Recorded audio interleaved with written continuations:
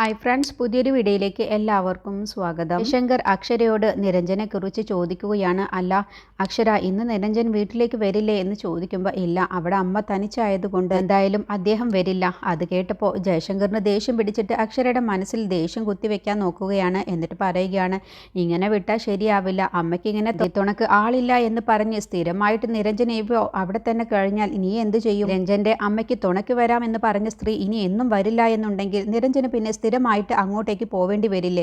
അത് നീ അനുവദിച്ചു കൊടുക്കരുത്. അതെന്താ ഡാഡി അങ്ങനെ പറഞ്ഞത്? അമ്മ അവിടെ തനിച്ചായതുകൊണ്ടല്ലേ അദ്ദേഹം പോകുന്നത്? ഏതോ ഒരു സ്ഥലത്ത് അമ്മ തനിച്ച് നിൽക്കുമ്പോൾ അതെത്രയായാലും അമ്മയ്ക്ക് ഒരു പേടി ഉണ്ടാവില്ലേ? പരിചയമില്ലാത്ത വീടല്ലേ, അപ്പോൾ എന്തായാലും അമ്മയ്ക്ക് ഒരു പേടി ഉണ്ടാവില്ല. അതിനെന്തിനാണ് ഡാഡി ഇങ്ങനെ തെറ്റിദ്ധരിച്ച് സംസാരിക്കുന്നത്? ഡാഡിയുടെ ഈ സംശയമാണ് ആദ്യം നിർത്തേണ്ടത്. എല്ലാവരെയും ഡാഡിക്ക് സംശയത്തോടു കൂടിയാണ് നോക്കുകയുള്ളൂ. നീ ഇപ്പോൾ ഡാഡി ഇങ്ങനെ പറഞ്ഞ് ഞാനും അദ്ദേഹവും തമ്മിൽ വഴക്കുണ്ടാവാനാണോ ഡാഡി ഉദ്ദേശിക്കുന്നത്? അപ്പോൾ ജയശങ്കർ പറയണേ, ഇനിയിപ്പോൾ പറഞ്ഞ് എൻ്റെ തലയിലോട്ട് കയറിക്കോ. ഞാൻ നിൻ്റെ നല്ലതിന് വേണ്ടിയാണ് പറയുന്നത്. നിനക്ക് ഭാര്യ എന്നുള്ള പേരുണ്ടെങ്കിലും നിനക്കൊരു കഴിവുമില്ല. അതുകൊണ്ടാണ് അവനിങ്ങനെ തോന്നിയതുപോലെ പോകുന്നത്. അവരുടെ ഈ സംസാരം കേട്ട് കാഞ്ചന അവിടേക്ക് വരികയാണ്. എന്താ ഏട്ടാ ഈ പറയുന്നത്? നിരഞ്ജൻ അവൻ്റെ അമ്മയുടെ അടുത്തേക്കല്ലേ പോയത്? അതിനെന്താ ഇത്ര തെറ്റ് കാണാനുള്ളത്? എനിക്ക് അവിടേക്ക് പോകുന്നത് ഇഷ്ടമല്ല. അതുകൊണ്ടാണ് ഞാൻ ഈ പറയുന്നത്. നിരഞ്ജൻ എന്താ അവൻ്റെ അമ്മയ്ക്ക് ഒരു ഫ്ലാറ്റ് എടുത്ത് കൊടുക്കാമായിരുന്നില്ലേ? എങ്കിൽ പിന്നെ അന്ത്യത്തുണക്ക് പോവേണ്ട ആവശ്യമില്ലല്ലോ. അമ്മയ്ക്ക് പേടി കൂടാതെ അവിടെ നിൽക്കുകയും ചെയ്യാം. അക്ഷര പറയണേ, എങ്കിൽ ഡാഡിക്ക് തന്നെ അദ്ദേഹത്തോട് സംസാരിക്കാമായിരുന്നില്ലേ? ഡാഡി എന്ത് തന്നെ പറഞ്ഞാലും ശരി, എനിക്ക് അദ്ദേഹത്തോട് ഒരു നീരസവും തോന്നില്ല. അപ്പോൾ കാഞ്ചന പറയണേ, മോളെ ഇത് കേട്ടൊന്നും നീ വിഷമിക്കേണ്ട. ഇത് ഒരു തരം അസുഖമാണ്. എന്തെന്നാ പറയാ, ഇങ്ങനെ വയസ്സായാലേ ഇതുപോലെ ഒന്നും തന്തമാര് പറയില്ല.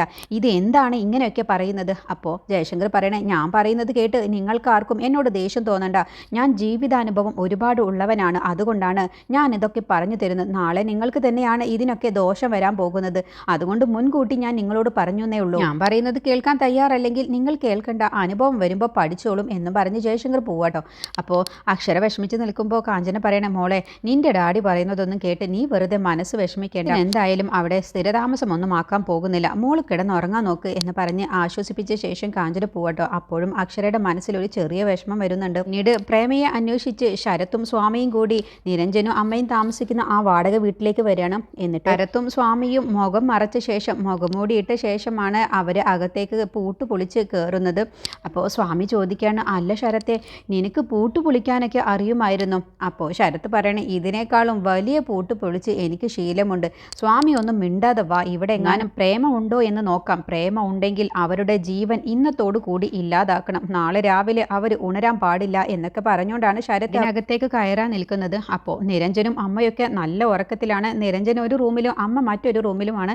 അവരൊക്കെ നല്ല ഉറക്കത്തിലാണ് കേട്ടോ. ആ സമയത്ത് അവർ പാത്തും പതുങ്ങി ഇങ്ങനെ പോകുന്ന സമയത്ത് പെട്ടെന്ന് സ്വാമിയുടെ കൈ തട്ടി കിച്ചണിലുള്ള പാത്രങ്ങളൊക്കെ താഴേക്ക് വീഴുകയാണ് കേട്ടോ. ആ ഒരു സൗണ്ട് കേട്ട് നിരഞ്ജൻ്റെ അമ്മയും നിരഞ്ജനൊക്കെ ഉണരുകയാണ്.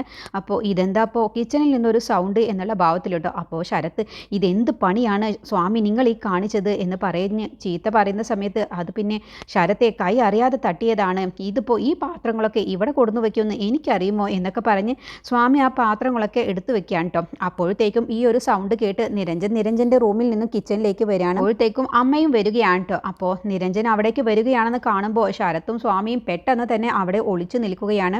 എന്നിട്ട് നിരഞ്ജൻ കിച്ചൻ്റെ ആ ഭാഗത്തൊക്കെ നോക്കുന്ന സമയത്ത് ആരെയും കാണുന്നില്ല.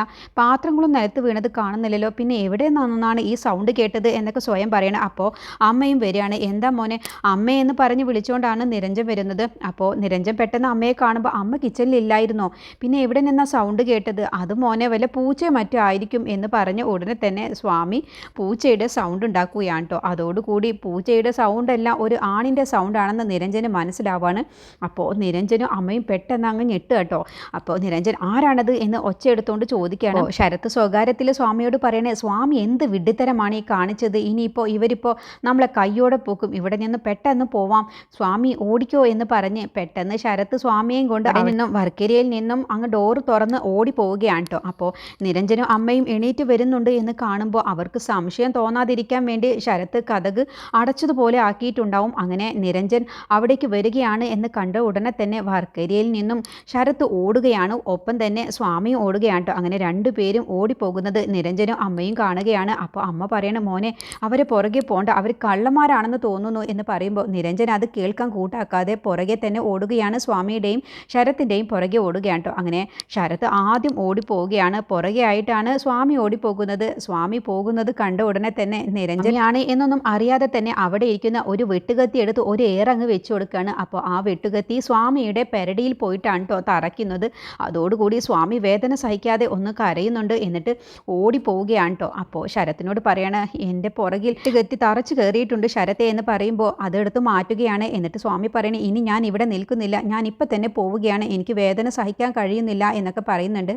അങ്ങനെ അവർ രണ്ടുപേരും രണ്ട് വഴിക്ക് പോവുകയാണ്.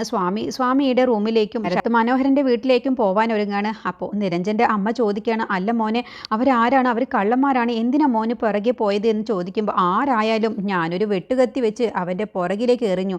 ആ ഒരു മുറിവ് അവൻ്റെ ജീവിതകാലം മുഴുവനും ഒരു അടയാളമായിട്ട് തന്നെ ഉണ്ടാവും എന്ന് പറയാണ്. അങ്ങനെ നിരഞ്ജനും അമ്മയും അങ്ങ് കഥകടച്ച് കിടക്കാൻ പോവാട്ടോ. അപ്പോൾ നിരഞ്ജൻ്റെ അമ്മ പറയണം, കള്ളന്മാരോ മറ്റോ ആയിരിക്കും, എനിക്ക് തോന്നിയതാണ്, എന്തോ എനിക്കൊരു വല്ലാത്ത പേടി തോന്നിയിരുന്നു, പരിചയമില്ലാത്ത സ്ഥലമല്ലേ, എനിക്ക് നേരത്തെ ആരൊക്കെയോ വന്നു പോയതുപോലെയും എനിക്ക് തോന്നിയിരുന്നു മോനെ, അതാണ് ഞാൻ നിന്നോട് വരാൻ പറഞ്ഞത് എന്നൊക്കെ അമ്മ പറയുമ്പോൾ, ഇത് നമ്മളോട് ശത്രുതയുള്ള ആരോ ആണ്, അല്ലാതെ കള്ളന്മാരൊന്നുമല്ല.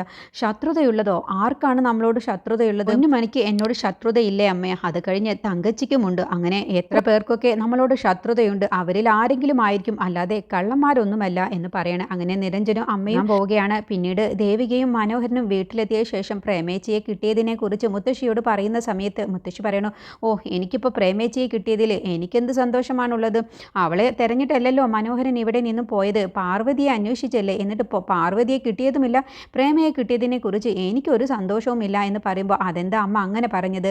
ഞങ്ങളായിട്ട് കണ്ടുപിടിച്ചതൊന്നുമല്ല, ഞങ്ങളുടെ മുന്നിലേക്ക് പ്രേമേച്ചി വരികയാണ് ഉണ്ടായത് എന്ന് ദേവികയും മനോഹരും പറയുമ്പോൾ, നീ കൂടുതൽ പ്രേമയെക്കുറിച്ച് എന്നോട് പറയേണ്ട, പ്രേമയെ കിട്ടിയതിൽ എനിക്കൊരു സന്തോഷവുമില്ല, എനിക്ക് വേണ്ടത് പാർവതിയാണ്, പാർവതിയെ അന്വേഷിച്ചാണ് ഇവിടെ നിന്നും പോയത്, എന്നിട്ട് ഇപ്പോൾ പ്രേമയെ കണ്ടുപിടിച്ചതിൽ എനിക്ക് എന്ത് സന്തോഷം വരാനാണെന്ന് പറയുമ്പോൾ പ്രിയ പറയുകയാണ്, ഇപ്പോൾ പ്രേമേച്ചിയെ കിട്ടിയില്ല, പക്ഷേ അടുത്തത് ഉറപ്പായും പാർവതി അമ്മയെ നമുക്ക് കിട്ടുമെന്ന് പറയുമ്പോൾ പറയാണ്, പ്രേമേച്ചിയെയും അമ്മയെയും കാണാതായതിൻ്റെ പിന്നിൽ ഒരേ ആൾ തന്നെയാണെന്നാണ് എൻ്റെ സംശയം, പോലീസിൻ്റെ സഹായത്തോടെ വലിയൊരു റെയ്ഡ് നടത്തും എന്ന് കേട്ടപ്പോഴാണ് പ്രേമേച്ചിയെ അവർ ചെയ്തത്, അതുപോലെ അമ്മയെയും അവർ ഉറപ്പായും വിട്ടയക്കുമെന്ന് എനിക്ക് ഉറപ്പുണ്ട്. അപ്പോൾ മനോഹരൻ പറയണേ, ഇതുവരെ എനിക്ക് അങ്ങനെ ഒരു വിശ്വാസം ഇല്ലായിരുന്നു, പക്ഷേ എനിക്കിപ്പോൾ നല്ല വിശ്വാസമുണ്ട്, പാർവതിയെയും അതുപോലെ നമുക്ക് തിരിച്ചു കിട്ടുമെന്ന്.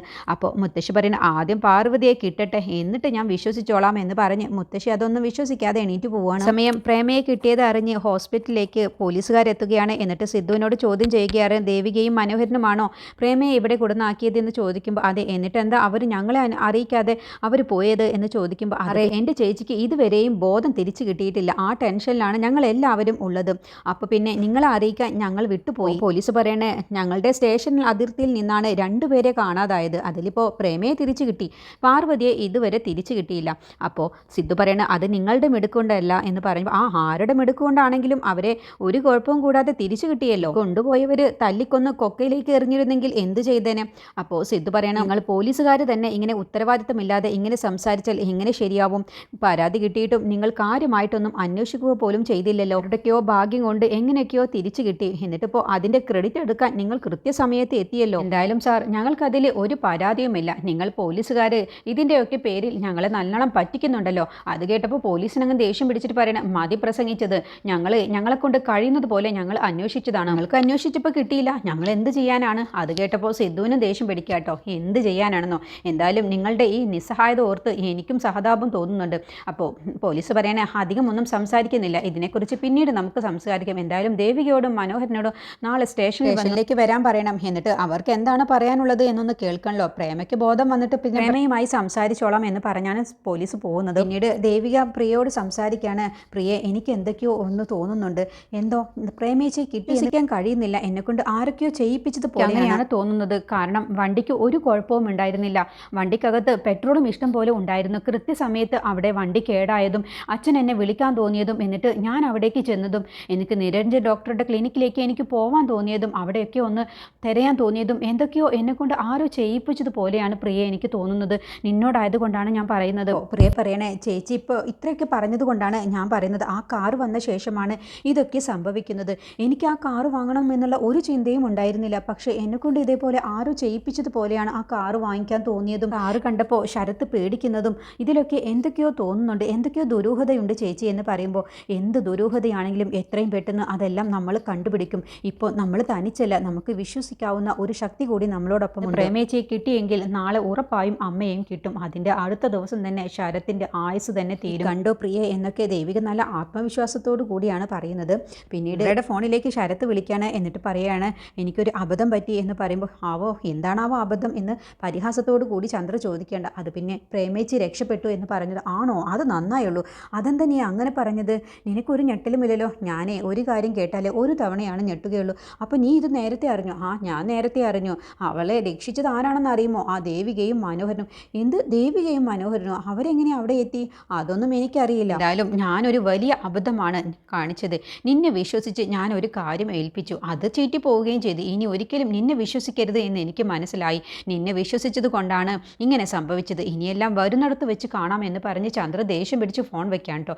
അങ്ങനെ ശരത്ത് ഇക്കാര്യങ്ങളൊക്കെ സ്വാമിയോട് പറയുകയാണ്. സ്വാമി, ആ ദേവികയും മനോഹരനുമാണ് പ്രേമയെ രക്ഷിച്ചതെന്നാണ്. അവരെങ്ങനെ അവിടെ എത്തിയ? അതൊന്നും അറിയില്ല. എന്നെ പിന്തുടർന്ന് വന്നതാണോ എന്തോ എനിക്കറിയില്ല. എന്തായാലും ഞാൻ പോവുകയാണെന്ന് പറഞ്ഞിട്ടാണ് സ്വാമി പോകുന്നത്. അങ്ങനെ സ്വാമി പിന്നെ നേരെ പോകുന്നത് തങ്കച്ചിയുടെ അടുത്തേക്കാണ്. അപ്പോൾ തങ്കച്ചിയോട് കാര്യങ്ങളൊക്കെ പറയണം. മനോഹരനും ദേവികയുമാണ് പ്രേമയെ രക്ഷിച്ചത്. അവരെങ്ങനെ അവിടെ എത്തി എന്ന് തങ്കച്ചി ചോദിച്ചു. അതാർക്കും അറിയില്ല. ഒരു പക്ഷേ ആ ശരത്ത് കള്ള് കുടിച്ചിട്ട് എല്ലാം വിളിച്ചു പറഞ്ഞിട്ടുണ്ടാവും. അങ്ങനെ ദേവിക എല്ലാം മനസ്സിലാക്കിയിട്ട് അവരെ പിന്തുടർന്ന് വന്നതായിരിക്കും എന്ന് പറയുമ്പോൾ സ്വാമി പറയും, ഇല്ല, അതിനൊന്നും ഒരു ചാൻസും ഇല്ല. ഇതിപ്പോൾ എന്താ സംഭവിച്ചത് എന്ന് കണ്ടുപിടിക്കണം. എങ്ങനെയാണ് മനോഹരനും ദേവികയും അവിടെ എത്തിയത് എന്നാണ് ഇനി നമ്മൾ കണ്ടുപിടിക്കേണ്ടത്. നമുക്ക് ചുറ്റും നമ്മൾ അറിയാതെ എന്തൊക്കെയോ നടക്കുന്നുണ്ട് എന്നൊക്കെ തങ്കച്ചി പറയുകയാണ്. അപ്പോൾ സ്വാമി പറയണേ, ഇനിയിപ്പോൾ നാളെ ഇതിൻ്റെ പേരിൽ എന്തെങ്കിലും പ്രശ്നം വന്നാൽ ഞാൻ തങ്കച്ചി പറഞ്ഞതുകൊണ്ടാണ് ഇതിലൊക്കെ തലയിട്ടത്. എന്നെ രക്ഷിച്ചേക്കണേ തങ്കച്ചി എന്ന് പറയുമ്പോൾ സ്വാമി ഒന്നുകൊണ്ടും പേടിക്കേണ്ട, അതൊക്കെ ഞാൻ രക്ഷിച്ചോളാം എന്ന് പറഞ്ഞ് സ്വാമിയെ തങ്കച്ചി ആശ്വസിപ്പിക്കുകയാണ്. പിന്നീട് ദേവിക ശരത്തിൻ്റെ വരവും കാത്ത് അവിടെ തന്നെ ഇരിക്കുകയാണ് കേട്ടോ. അങ്ങനെ ശരത്തിനെ കണ്ട ഉടനെ തന്നെ ദേവിക പറയുകയാണ്, ശരത്തിൻ്റെ മുഖത്ത് നല്ല ക്ഷീണമുണ്ടല്ലോ, പോയ കാര്യം നടന്നില്ല എന്ന് തോന്നുന്നുണ്ടല്ലോ. നടന്നാലും നടന്നില്ലെങ്കിലും നിനക്ക് എന്താണ് നഷ്ടം എന്ന് എനിക്കൊരു നഷ്ടവുമില്ല. അല്ല, അമ്മ ഇപ്പോൾ എവിടെയാണുള്ളത്? ഏതമ്മ? എത്രയൊക്കെ അമ്മമാരെ അറിയാം, എനിക്ക് എൻ്റെ അമ്മയെ മാത്രമേ അറിയൂ. അപ്പോൾ ഇവിടുത്തെ അമ്മയെ അറിയില്ലേ? പാർവതി അമ്മയെ നിനക്ക് അറിയില്ലേ? നിനക്ക് ഏതായാലും പ്രേമേച്ചി അവിടെ കൊടുന്നിരുത്തിയപ്പോൾ അതിൽ അമ്മയെ കൂടി കൊടുന്നിരുത്താമായിരുന്നു. വലിയ ഒരു റെയ്ഡാണ് ഇപ്പോൾ അന്വേഷണത്തിന് ഇറങ്ങിയിട്ടുള്ളത്. അതോടുകൂടി ശരത്ത് പെട്ടെന്ന് അങ്ങ് പതറുകയാണ് കേട്ടോ. പ്രേമേച്ചി കൊണ്ടിരുത്തിയതും പാർവതി അമ്മയുടെ കാര്യവും തമ്മിൽ എന്ത് ബന്ധമാണുള്ളതും? അത് പിന്നെ നിനക്കറിയില്ലേ ശരത്തെ എന്ന് ചോദിച്ച ഉടനെ ശരത്ത് പെട്ടെന്ന് അങ്ങ് പതറുകയാണ്. എന്തൊക്കെയാണ് ഈ പറയുന്നത്? പ്രേമേച്ചിയും അമ്മയും ഇതൊക്കെ എന്ത് ബന്ധമാണുള്ളത്? അതും ഞാനും തമ്മിൽ എന്ത് ബന്ധമാണുള്ളത്? നിങ്ങൾ ഓരോന്നും ഇങ്ങനെ വിളിച്ചു പറയുന്നത്. ശരത്തെ, നീ ഒരു കാര്യം ചിന്തിച്ചോ? നീ ഇപ്പോൾ ഓരോരുത്തരെയായിട്ട് പുറത്തു വിടൽ തുടങ്ങി. അതിനോടൊപ്പം നിനക്ക് അമ്മയെ കൂടി പുറത്തു വിടുന്നതാണ് നിനക്ക് നല്ലത്. പ്രേമേച്ചിയെ നീ നിരഞ്ജൻ ഡോക്ടറുടെ ക്ലിനിക്കിൽ കൊണ്ടുപോയി ഇരുത്തിയപ്പോൾ അത് ഞാൻ കണ്ടുപിടിച്ചത്, അത് ഞാൻ യാദൃശ്ചികമായിട്ടാണ് അവരെ കണ്ടുപിടിച്ചത്, അല്ലാതെ എനിക്കിതിൽ വലിയ റോളൊന്നുമില്ല. അപ്പോൾ ശരത്ത് മനസ്സിൽ ചിന്തിക്കണം, അത് ശരി, അപ്പോൾ നീയാണല്ലേ പ്രേമയെ അവിടെ നിന്നും രക്ഷിച്ചുകൊണ്ട് പോയത് എന്നൊക്കെ ചിന്തിച്ചുകൊണ്ടാണ് നിൽക്കുന്നത്.